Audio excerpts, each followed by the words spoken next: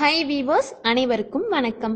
இன்று நாம் பார்க்க போகும் ஒரு ஆன்மீக தகவல் என்னவென்றால், ருத்ராட்சம் என்றால் என்ன, அந்த ருத்ராட்ச மாலை அணியும் போது நமக்கு என்ன மகிமைகள் நடக்கிறது என்பதை பற்றி தெரிந்து கொள்வோம்.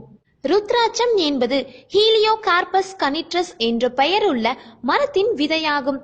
இந்த ருத்ராட்ச விதை ஒருவரின் ஆன்மீக வளர்ச்சிக்கு முக்கியமானதாக உள்ளது. இந்துக்களில் சைவம் வைணவம் என்று கூறுவது போல் கிரகங்களிலும் சைவம் வைணவம் என்றெல்லாம் உண்டு.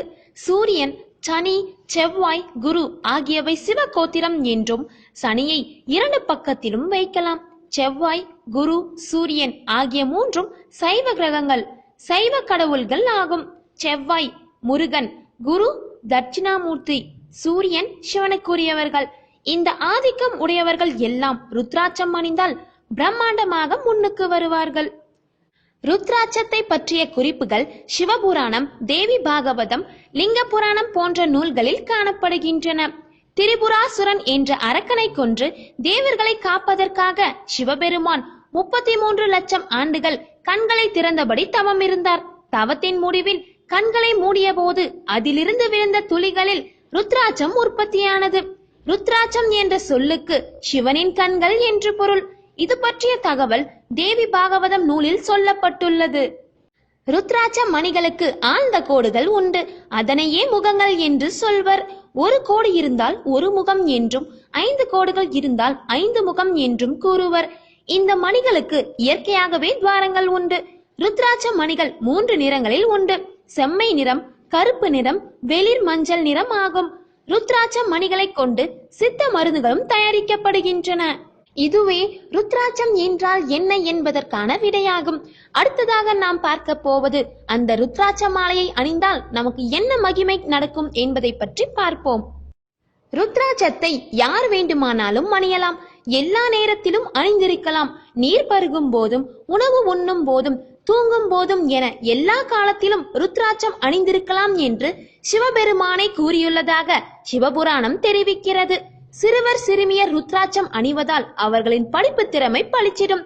ருத்ராட்சத்தை பெண்கள் அணிந்தால் தீர்க்க சுமங்கலியாக மஞ்சள் குங்குமத்தோடு வாழ்வார்கள். அவர்களுடைய கணவருக்கும் தொழிலில் வெற்றியும், இல்லத்தில் லட்சுமி கடாட்சமும் நிறைந்திருக்கும். சுத்தமாக இருப்பவர்கள்தான் ருத்ராட்சம் அணிய வேண்டும் என்று கூறப்படுகிறது. ருத்ராட்சம் அணிந்தால் மனம், உடல் தூய்மை அடையும். எனவே உங்களை நீங்களே தாழ்த்தி கொள்ளாமல் நம்பிக்கையோடு ருத்ராட்சம் அணிந்து கொள்ளுங்கள். எப்படி மருந்துக்கு பத்தியம் அவசியமோ அதுபோல ருத்ராட்சம் அணிபவர்களுக்கு மது அருந்துதல், புகைப்பிடித்தல், புலால் உண்ணுதல் போன்றவற்றை படிப்படியாக விட்டுவிட முயற்சிக்க வேண்டும். 5 முக ருத்ராட்சங்கள் அணிவதே மிகச் சிறப்பாகும். இதை ஆண், பெண் மற்றும் குழந்தைகள் என சகல மாணவர்களும் அணியலாம்.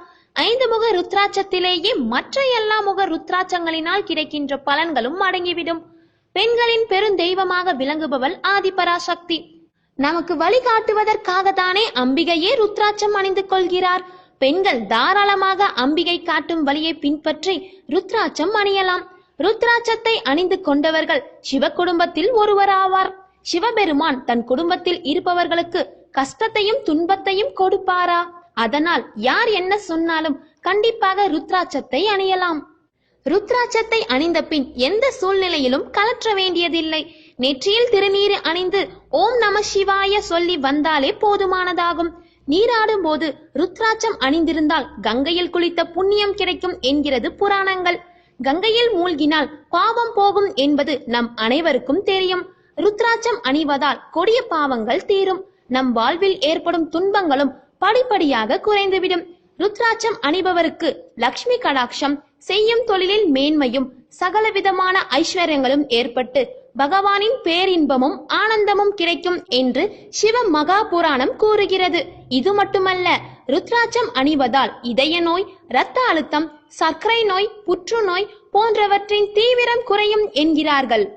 இதுவே ருத்ராட்சம் என்றால் என்ன மற்றும் அதை அணிந்தால் நமக்கு ஏற்படும் மகிமைகள் ஆகும். இதுவே இன்றைக்கான ஆன்மீக தகவல்.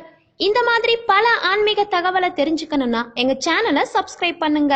இந்த தகவல் உங்களுக்கு பிடிச்சிருந்தா லைக் பண்ணுங்க. உங்க நண்பர்களுக்கும் ஷேர் பண்ணுங்க. நன்றி.